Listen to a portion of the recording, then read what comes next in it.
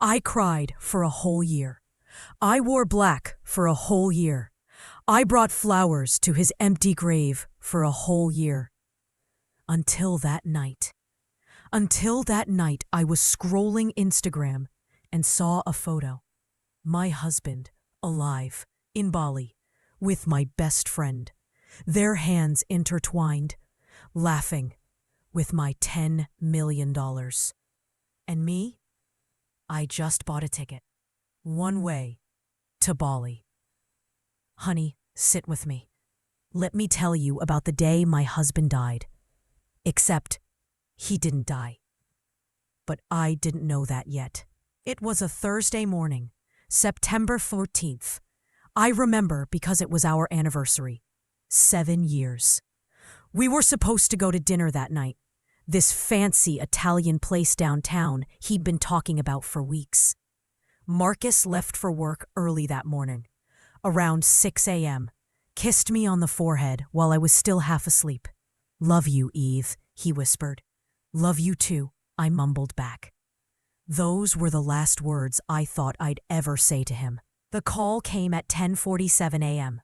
I was at the grocery store, shopping for ingredients for the dinner I was gonna cook him. His favorite, lasagna from scratch. My phone rang. Unknown number. "Mrs. Eve Carter?" The voice was official. Cold. "Yes? This is Officer Davis with the Highway Patrol. There's been an accident. Your husband, Marcus Carter." "I'm so sorry, ma'am. He didn't make it." Baby, the grocery basket fell right out of my hands, crashed to the floor, oranges rolling everywhere. I couldn't breathe. What do you mean?" I whispered. "His car went off the bridge on Highway 9. The car caught fire. We found his wallet, his ID. I'm so sorry for your loss. Listen, honey, you need to understand something about Marcus and me. We met in college. He was studying business. I was studying education. He was charming, confident, had these big dreams about starting his own company, making it big, and he loved me. Or at least, I thought he did. We got married young. I was 23. He was 25. Everyone said we were rushing, but we didn't care. We're gonna build an empire together, Eve, he used to say. You and me against the world. For 7 years, I believed him. I worked, taught 3rd grade, long hours, low pay, but I loved it. Marcus worked in tech sales, made good money. We were comfortable. Not rich, but comfortable. And then 2 years ago, he got that life insurance policy. $10 million. "Just in case, baby," he said. "You never know what might happen. I want you taken care of." I thought it was sweet, thoughtful. I didn't know it was a plan. The funeral was 3 days later. Closed casket, because there was no body really. They said the fire was too intense. They recovered some remains. Bones, fragments, but not enough to, Baby, I stood at that funeral in my black dress and I felt like I was drowning. Like the whole world was underwater and I couldn't breathe. My best friend Sarah was there, standing next to me, holding my hand. "I'm here, Eve," she whispered. "I'm not going anywhere. I got you." Sarah had been my friend since high school. 15 years. We'd been through everything together. Breakups, graduations, my mother's death, her father's heart attack. She was my sister. Or so I thought. The insurance money came through 6 months later. $10 million. Deposited into my account on a Tuesday morning. I stared at that number on my phone screen, and I felt nothing. Empty. What good is $10 million when the person you love is gone? I didn't touch it for weeks. Just let it sit there. I kept working, kept teaching, kept going through the motions. Sarah checked on me every day.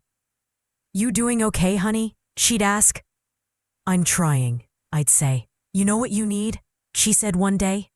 A vacation. Get away from here. Clear your head. I can't, I said. Not yet. Whenever you're ready, she said. I'm here. 2 weeks later, Sarah told me she was going to Bali. I need a break, she said. Just for a few months. Clear my head, find myself, you know? That sounds amazing, I said. I hugged her. You deserve it. She left on a Monday. I drove her to the airport. I'll miss you, I said. I'll miss you too, babe. But I'll be back before you know it. That was 8 months ago. Honey, let me pause here, because what I'm about to tell you, it still makes my blood boil.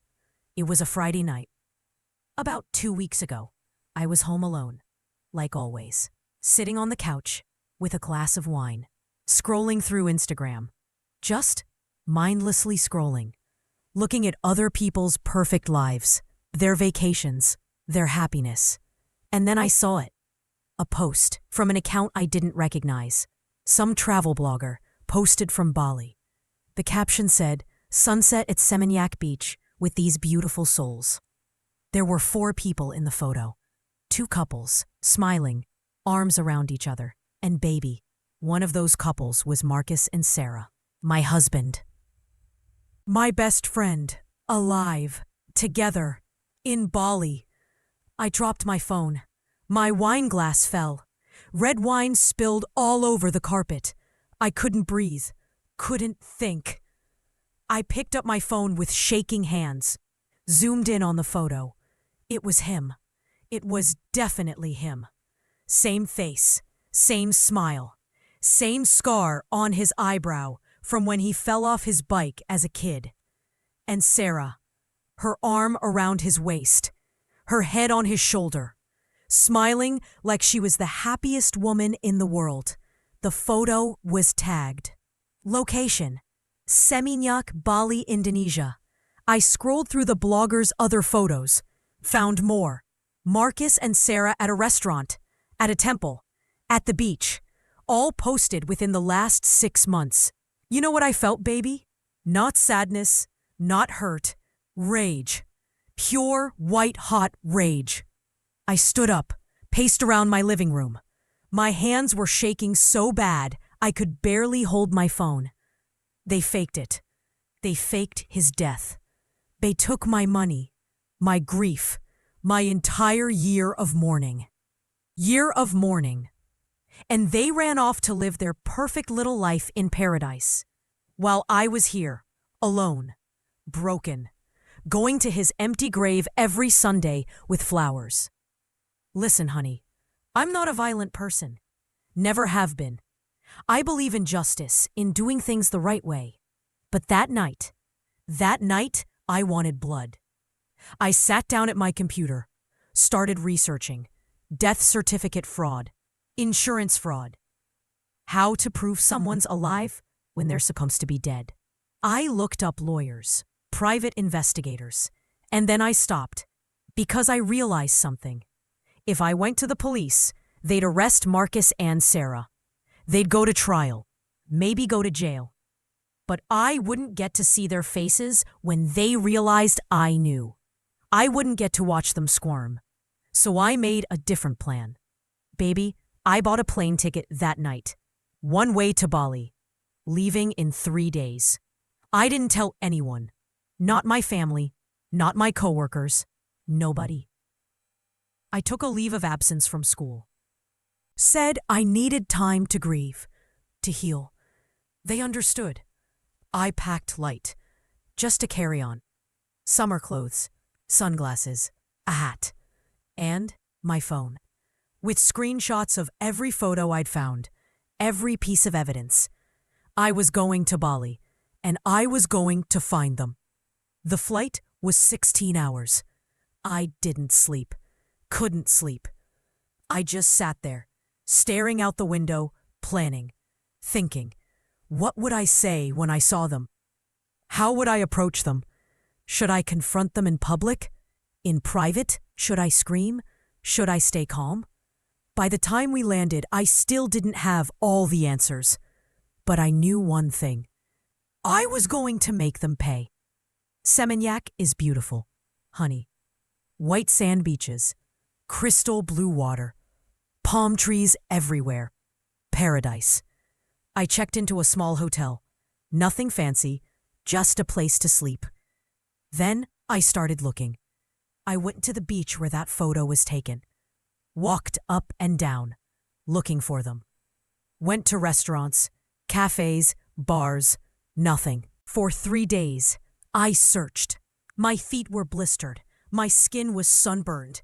I was exhausted. And then, on the 4th day, I found them.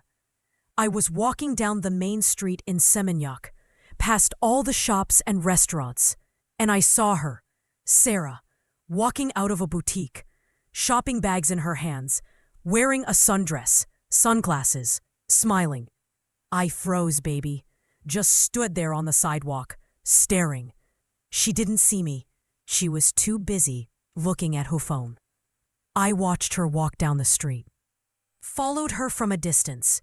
She went into a cafe, sat down at a table outside, and then Marcus showed up, my dead husband, walking down the street like he didn't have a care in the world, tan, healthy, alive.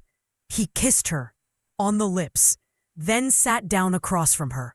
They ordered coffee, laughed, talked, like they were just a normal couple, living their normal life, with my money. Honey, let me tell you, I stood there watching them for 10 minutes, maybe more. And all I could think was, how long had they been planning this? How long had they been lying to me? Was it before the accident? Months before? Years? Had they been sleeping together while Marcus was still sleeping next to me? Had Sarah been comforting me at the funeral while knowing he was alive? Every hug, every "I'm here for you," every "it's going to be okay." All lies. I didn't confront them that day. I followed them instead. Watched them walk hand in hand down the beach. Watched them go into a villa. A beautiful villa with a pool and an ocean view. I watched them through the window. Saw them laughing, kissing, living. And I took photos, videos, everything. Then I went back to my hotel, and I called a lawyer. Baby, the lawyer's name was Patricia Chen. She specialized in insurance fraud. I found her online. She had offices in New York, but worked internationally. I told her everything, sent her all the evidence, the photos, the videos. The death certificate. The insurance payout. This is solid, she said. This is a clear case of fraud. We can get the police involved. Have them arrested. Not yet, I said. I want to talk to them first. Mrs. Carter, I don't think that's a good idea. I don't care, I said. I need them to know. I need to see their faces. She was quiet for a moment. Then she said, Okay, but I'm having someone there with you. For your safety, and to document everything. Fine, I said. We made a plan. She would fly someone out. A private investigator. He would be there the next day. Until then, I waited. The investigator's name was James, former FBI. Big guy. Quiet. Professional. We're going to approach them in public, he said. Somewhere they can't run. Somewhere safe. The cafe, I said. They go there every morning, around 10 a.m. Perfect, he said. The next morning, we went to the cafe, sat at a table inside, waited. At 10:07, they showed up, Marcus and Sarah, holding hands, smiling. ... They sat at their usual table, ordered their usual coffee, and then I stood up. James followed me. I walked outside, walked right up to their table. Hi, Marcus, I said. Baby, the look on his face. The color drained, completely drained. He went from tan to ghost white in 2 seconds. Sarah looked up, saw me. Her mouth fell open. Eve, Marcus whispered. Surprise, I said. My voice was calm, cold. You look good for a dead man. Honey, sit with me for a minute, because what happened next? It was beautiful. Marcus tried to stand up. Eve, I can explain. Sit down, I said. He sat. Sarah was crying. Eve, please, I'm so sorry. You're sorry? I laughed. Actually laughed. You're sorry? For what, Sarah? For lying to me for a year? For sleeping with my husband? For helping him fake his death? For stealing $10 million from me? Which part are you sorry for? All of it, she whispered. I'm sorry for all of it. No, you're not, I said. You're sorry you got caught. Marcus finally found his voice. Eve, look, it wasn't supposed to happen like this. How was it supposed to happen, Marcus? Were you ever going to tell me? Or were you just going to let me grieve you for the rest of my life? He didn't answer. Jane stepped forward. Marcus Carter, Sarah Jenkins, I'm a private investigator working with Mrs. Carter's attorney. We have documented evidence of insurance fraud, death certificate fraud, and conspiracy. The police are on their way. Baby, Sarah started sobbing. Full-on sobbing. Mascara running down her face. Marcus just stared at me. How did you find us? Instagram, I said. You really should tell your friends to make their accounts private. The police came 20 minutes later.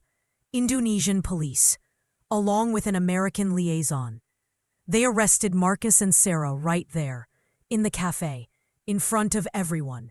Handcuffed them, read them their rights. Sarah was hysterical. Eve, please, please don't do this. I'll give the money back, all of it. Too late, I said. Marcus was quiet, just kept staring at me, like he couldn't believe it was real. As they were putting him in the police car, he said, I did love you, Eve, at one point. I looked at him. No, you didn't. You loved my trust, my loyalty, my inability to see you for what you really are, but you never loved me. And baby, I walked away. Didn't look back. Not once. The trial took 9 months. They extradited Marcus and Sarah back to the States, charged them with insurance fraud, conspiracy, filing a false death certificate, and about 6 other things. The evidence was overwhelming. The photos, the videos, the bank records showing where the money went. Marcus tried to make a deal, offered to give everything back if they'd reduce his sentence. The prosecutor said no. Sarah's lawyer tried to argue she was manipulated, that Marcus made her do it, that she was a victim, too. The jury didn't buy it. Marcus got 12 years. Sarah got 8. And me? I got my money back. All 10 million. Plus damages, plus interest. Almost 13 million total. Honey, let me tell you something. That money, it don't feel the same anymore. It's not tainted. Not really. I earned it. I suffered for it. I fought for it. But it reminds me of what they took. Not just the money, but my time, my grief, my trust. A whole year of my life spent mourning a man who was drinking cocktails on a beach. So you know what I did? I gave most of it away. Set up a foundation for people who've been victims of fraud.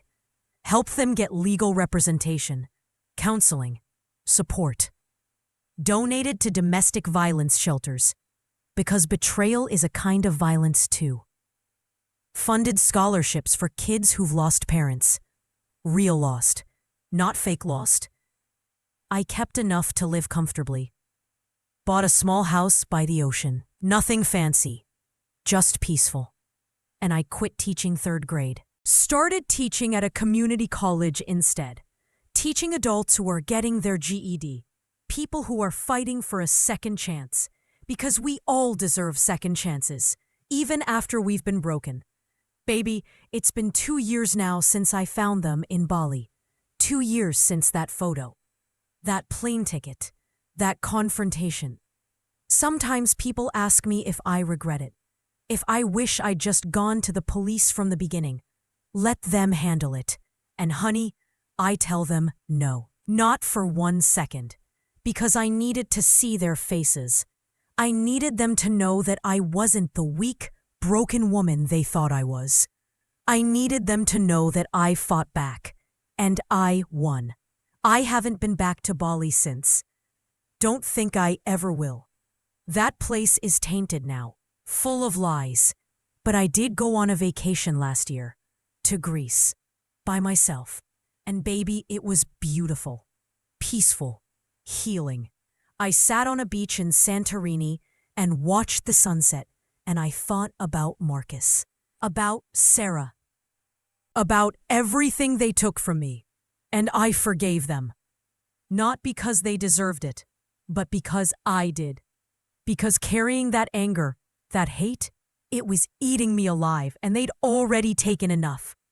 I wasn't going to let them take my peace too. Sometimes I still think about that photo, the one that started it all.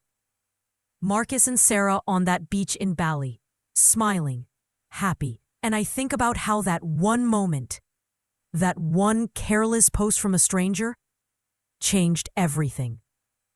If they'd been more careful, if they'd stayed off social media, if they'd hidden better, they might still be there, still free, still living off my money. But they weren't careful. They got sloppy, arrogant, and I caught them.